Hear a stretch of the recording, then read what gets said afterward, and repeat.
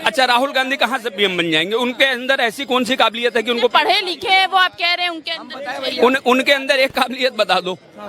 वो हाथ से कभी कहला सकते हैं, पीएम नहीं बन सकते।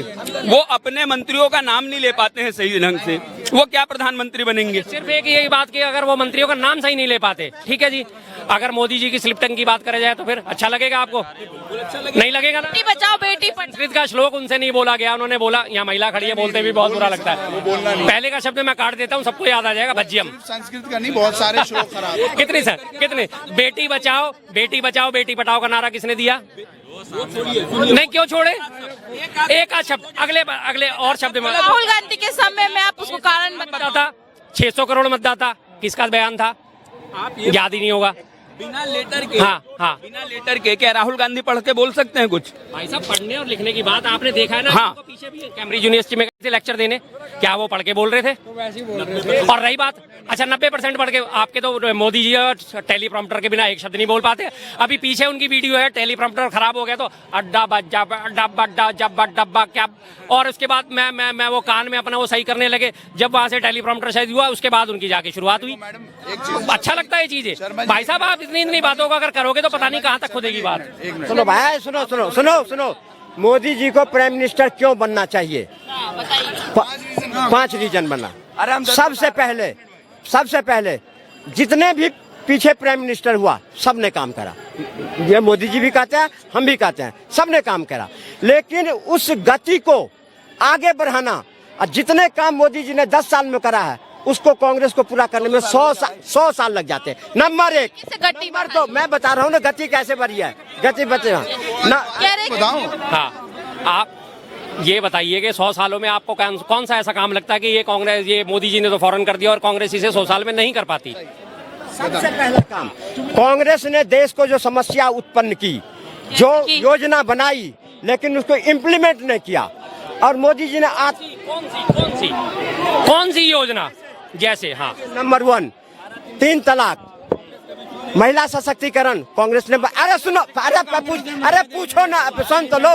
लेकिन लागू तो नहीं किया, क्यों नहीं किया? क्योंकि अरे सुनो, अरे जो काम जो संसद में महिला सशक्तिकरण पे बात हो गई, अब दूसरा बता। धारा 370, राम मंदिर, ये सब जो जटिल, अरे सुनो, ये जो देश की जटिल, बताइए भाई, जो देश की प्रमुख समस्याएं थी, इस समस्याएं से देश की जनता को लटकाया भटकाया और सबको आपस में लड़ा के रखा, जिसका परिणाम कांग्रेस आज भुगत रहा है। कांग्रेस नहीं ले दे के आपने वही 3 बातें घुमा फिरा के कह दी कि राम मंदिर। मैं तो बार बार कहता हूं कि राम मंदिर का कोई मतलब ही नहीं है। सरकार का किसी मंदिर से, मस्जिद से, गुरुद्वारे से, चर्च से कोई सरकार का मतलब ही नहीं बनता। इसको सरकार के खाते में किसी भी किस्म से नहीं डाल सकते। धर्मनिरपेक्ष सरकार है, संवैधानिक सरकार है, सेक्युलर गवर्नमेंट है, उसका किसी धर्म को प्रमोट करने का मतलब नहीं था। धार्मिक आजादी में ऑलरेडी अनुच्छेद 25 में मिली हुई है अपने अपने धर्म को मानने की, अपने अपने धर्म को प्रमोट करने की। और ये मौलिक अधिकार हमें कांग्रेस ने ही दे रखा था। जब से संविधान लागू हुआ है तब से हमें ये मिला हुआ है। चाहे आप उसे कांग्रेस की उपलब्धि मान लीजिए, चाहे बाबा साहब अम्बेडकर की उपलब्धि मान लीजिए, चाहे हमें उसे संविधान की उपलब्धि मान के चलना चाहिए। धारा अनुच्छेद 25 में हमें मिला हुआ है ये धार्मिक आजादी का अधिकार। इसमें मोदी सरकार का तो कोई रोल ही नहीं है कि मंदिर बना दिया और ये कर दिया। रही बात आपने महिला सशक्तिकरण की, अभी आपको सारे महिला सशक्तिकरण के उदाहरण दिए, आप फिर भूल गए, इमीडिएट भूल गए। तो मेरी इसमें क्या गलती साहब? ये पूछो इनकी जिंदगी में क्या सफलता? रही बात धारा 370 की, धारा 370 में क्या सफलता है? एक किसी भी धारा में एक प्रोविजन होते, प्रोविजन 1, प्रोविजन बी, प्रोविजन 2, इस तरह से धारा 370 में 38 प्रोविजन थे ऑलरेडी, जिनमें उसकी कैटेगराइजेशन करी गई थी कि इसमें ऐसा हो सकता है। उस 38 में से 34 जो है 2014 तक कांग्रेस गवर्नमेंट में हट चुके थे। बचे हुए 4 जो थे, इनका इंप्लीमेंट और चल रहा था, ये 4 भी और हट जाते। लेकिन चलिए, इस मामले में कहता हूं, मोदी जी कहते हैं ना कभी कभी कि मैं तो किस्मत का धनी हूं, तो वास्तव में वो उसी टाइम पे आ गए कि जब वो धारा 370 लगभग खत्म होने के कगार पे थी। और धारा 370 को आप इतना बड़ा मल्टीप्लेक्स स्क्रीन पे चला के चलाते हो, जबरदस्त चलाते हो। पंडित जी मेरी बात सुनो सर। अब जब आप सोचो, आप तो घुमा दिए, लेकिन इसलिए कांग्रेस खुलवाया तो, लेकिन उसको इम्प्लीमेंट क्यों नहीं किया? क्योंकि मेरे वोट बैंक खसक जाएंगे, मेरे से एक वक्त नाराज हो जाएगा, इसलिए उस तरफ ध्यान नहीं दिया। वो खुलवाते भी और आपने अपनी जिंदगी में क्या सफलता प्राप्त की, पर्सनली बता दो अपनी जिंदगी के। आप सफलता हुई है मोदी जी के आने से आपके जीवन? रात तक 1 महीने की बता दो, 1 महीने की बता दो, आपने क्या क्या कोई चीज कम हुई है या बढ़ी है, ये तो बता दो। आपकी जिंदगी से अच्छी चल रही है? कह रहे क्या सफलता हुआ आपके जीवन में? मोदी जी के आने के बाद मेरे बढ़िया है, फर्स्ट क्लास है। जो हम मान के चलते हैं और अपने धर्म की रक्षा करते हुए देश के मान सम्मान आगे बढ़ रहा है, ये हमारा गौरव की। पहले नहीं चल रहे थे? पहले नहीं चलते थे। क्यों? कोई आपको पीटता था? पहले विदेश में लोग जाते थे ना, विदेश में जाने के बाद कहता है इंडियन है। आज विश्व में इंडिया के आप विदेश गए? हम नहीं गए। तो हमारा आपको कैसे पता? देश वहाँ जो जाते हैं मोदी जी। और आपका बेटा कहाँ पढ़ता है? 14 से पहले आपने बोला मैं 14 के बाद सीना तान के चलता हूँ। 14 से पहले आपको सीना तानने से किसने रोका था? किसने रोका था? किसने रोका था? हमने रोका था? कांग्रेस रोकती थी। Hats off to your knowledge यार, hats off to your knowledge. अच्छा भला काम धंधा कर चुके हो। बात कर लो, यूजलेस है। और सुनो, आपके एक तो वोट बैंक की वजह से आपने राम मंदिर को आपने खुलवाया नहीं। दूसरा धारा 300। अरे सुनो, राम मंदिर बनवा दिया है तो फिर वोट बैंक की राजनीति किसने करी? कांग्रेस ने या बीजेपी ने? वोट बैंक की राजनीति फिर किसने करी? कांग्रेस ने या बीजेपी ने? बस आ गई वहीं घूम के। अपनी बातों में खुद उलझ जाते हो। थोड़ा सा याद करके आया करो कि आपने बोला क्या।